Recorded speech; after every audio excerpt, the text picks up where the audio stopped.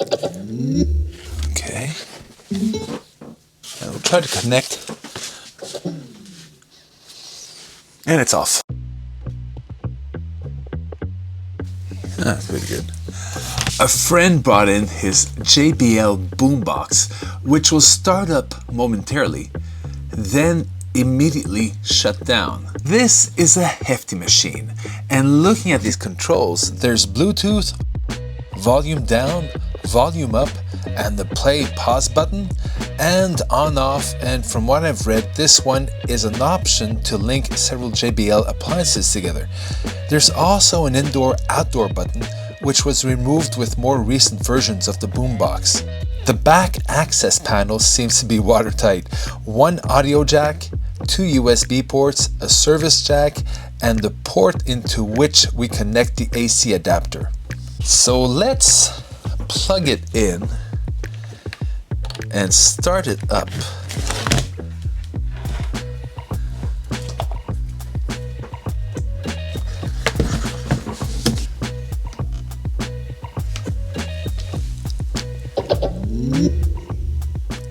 Nice. Oh, and it shuts down. Can I turn it on again? Okay.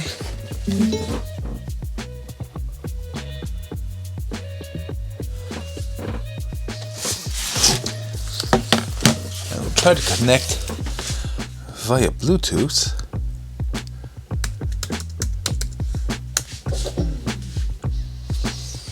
And it's off. Okay, first thing is the AC adapter working. This takes AC current to 110, 120 volts and converts it to DC to charge the battery, or so the boombox runs off of it. And it says, let me get my Dork-O-Matic glasses here. These come in a range of 1.5 to 5 times lenses. I'm putting on the 1.5 because the 5 time, well, I can see the molecules in the palm of my hand. 20 volts DC, 4 amperes, and the positive terminal is the center of the connector. Usually these types of devices have this type of diagram indicating polarity. In this case, positive is a central hole, while the outside casing is negative. Set your tester to 20 volts DC. Put the positive lead, it's usually the red one, in the center, and negative, the black one, on the outside, and I'm not getting any reading here. Which leads me to believe the problem lies between here and here. So let's try something. Just to be absolutely certain, I'll use my benchtop power supply to power the boombox. I have a series of adapters to choose from, including, I guess, this one here. It looks pretty much identical. I just need to figure out which of these 2 pins is connected to the positive central hole. So set this to continuity. That is the one with the sound, projecting sound icon. Stuff this in the center here. And so the positive terminal, the center, is the back pin. Okay, benchtop power supply on. So positive red to the backside pin, and we've got a black alligator to the front pin. Let's plug this in right away. That's good. And I need 20 volts 20 volts. 4 amps. There we go. Let's connect our red positive and our black negative. So now we're sending out 20 volts at 4 amperes to the boombox. And if we try it now, turn it on, it does that amazing chicka chicka. It is staying on. And let's go with Bluetooth. JBL Boombox connected. Oh, good. Something from the YouTube audio library.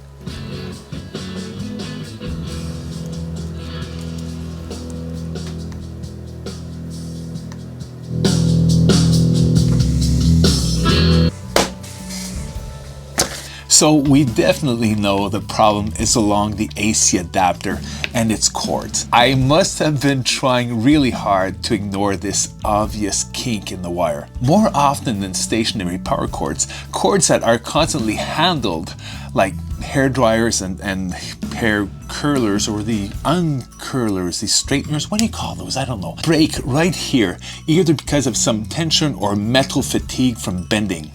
Laptop chargers, same thing, and I'll be repairing this, and I'm hoping that's all it really is. The very same way I repaired my laptop's charger a few months ago. Not sure about the newer adapters, which use a separate cable, but these older models have some definite weak points. Right here, where the cable connects to the charger or the plug itself. But first, let's see if it might not be this portion of the cable, just in case. Let me plug this back in. 200 volts AC.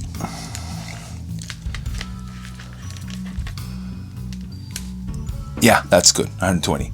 Definitely this kink. Since there are no screws or clasps, I'll need to use some, well, I did a bit of research, and it seems that using not just brute force, but either paint remover, paint thinner, or I've got acetone. A bit of acetone might weaken the adhesive and it'll just pop right open. I'm going to save you some valuable minutes here and tell you none of these products worked. Neither the paint thinner nor using a bit of acetone were really effective, because it appears the two halves of the adapter are heat sealed, not glued. What did work though, heat gun at 400 degrees. Oh wow, that has an effect. Since we know that heat works, let's put these away before I burn down the workshop.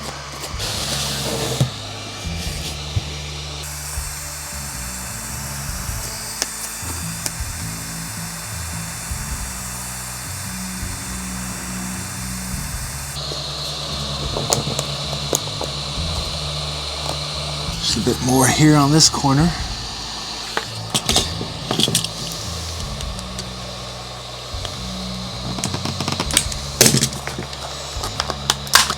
Oh, there we go. Thank you, heat gun.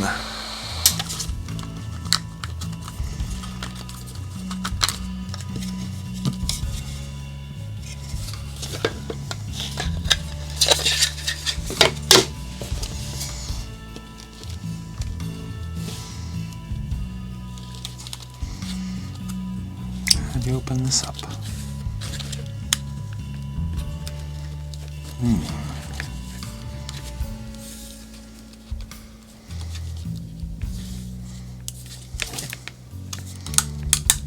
Okay.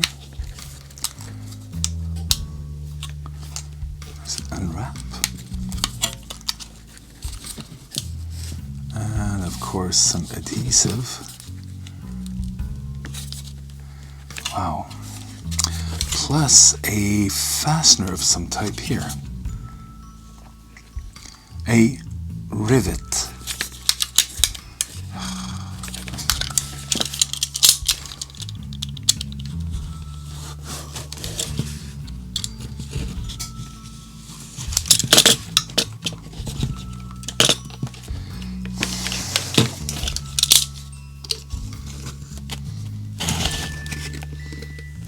more glue.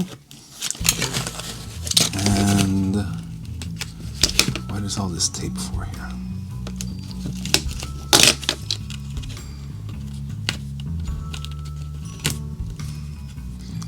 Is there a reason for this? Anyway, I just need to get to wherever this is connected.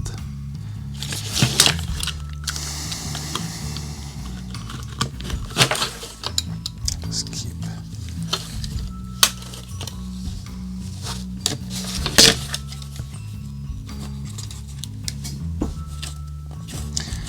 Wow, they really stuck this in there.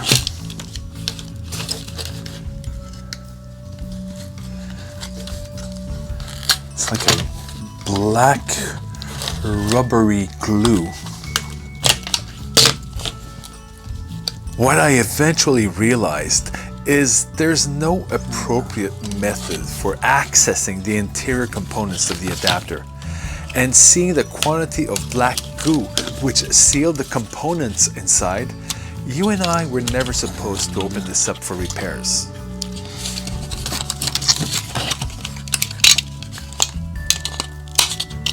Yep. Okay. Just trying to get most of the silicone off without damaging everything else. What I could do, okay, I can connect the wires directly to these, well, from about here, you know, taking off this section, solder them right to here, or cut a section of this off and solder wires to here. Because I'm not sure if I can get this completely safely off. Ah, yes I can. We're trying the new solder sucker. Check out last week. Did a video on solder suckers, especially this little beauty here, $25. While this is heating up, let's cut off a section of wire and see what happened to that break. Can I slip this off just? Oh, almost. Okay, that's good. And what can I see here? Ah. Yeah. There's where that break was, right here.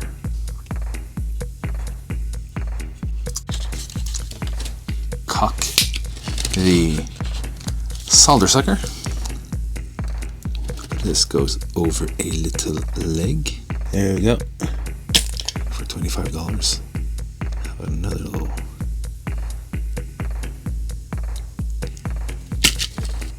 This works extremely well. Melts and it sucks it all in. Yep. The black wire is the external winding with the I thought it was like a shield, but it does wrap around the white wire, and the white wire shorted with the black because of this break here. So let's try to replicate this. How did they do this? Okay, then we wrap this. Wonderful. Okay, soldering iron.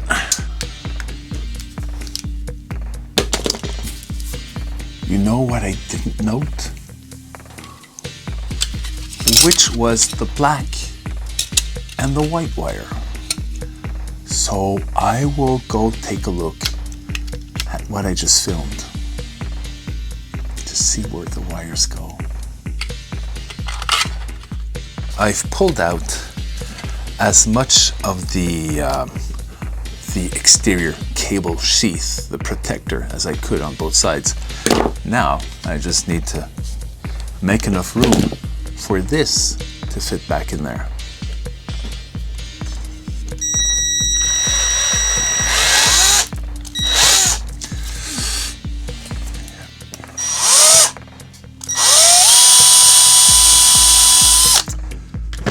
Oh, okay, that's really loose, but I will, that's hot.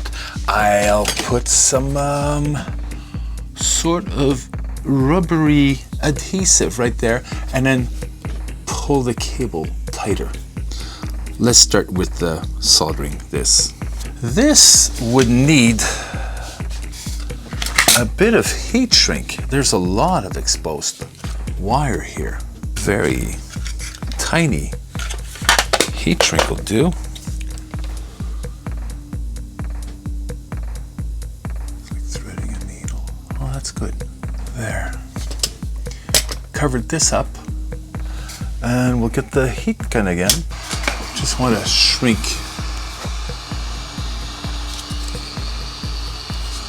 part of this here.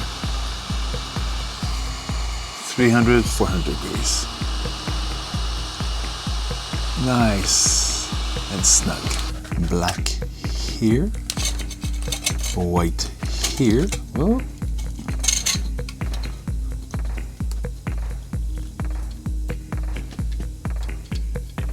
Okay. And just drop it onto here. It's not very long. Oh yeah, it's good. And I'll just trim off the excess. Voila. Now the black goes here. Use the flux stick. Once again, get some solder. Get some more.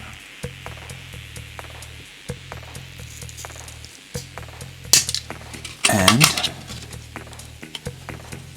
wow. Is that A word about capacitors and condensers. If you're not familiar with capacitors, these components store a nasty charge even after power has been turned off. What I got there felt like the accidental shocks I've sometimes gotten from 120 volt circuits, or if I stuck my dick in a light socket. Always discharge your capacitors accordingly, and don't stick your dick in a light socket.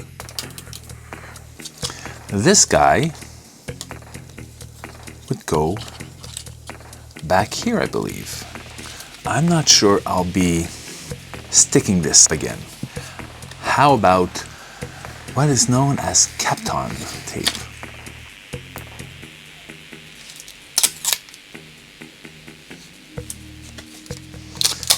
Bob, you're a bit of a klutz, aren't you? Oh, for shit's sake. Beautiful.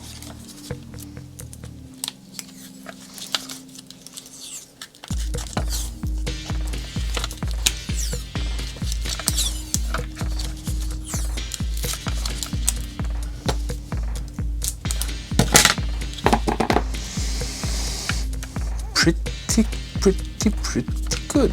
Is there an up and a down? Let's go this way. The hole I drilled is a bit big. It had to be to slip the wire in. So I'll use some amazing goop. Put this along the wire, and then I will slip the strain relief over this, and this will keep it all in place. And this should, oh, look at this. We need to plug this into its port and turn it on. So it is staying on. Connected. Oh, Shane Murphy's Get Religion, Lafayette Blues.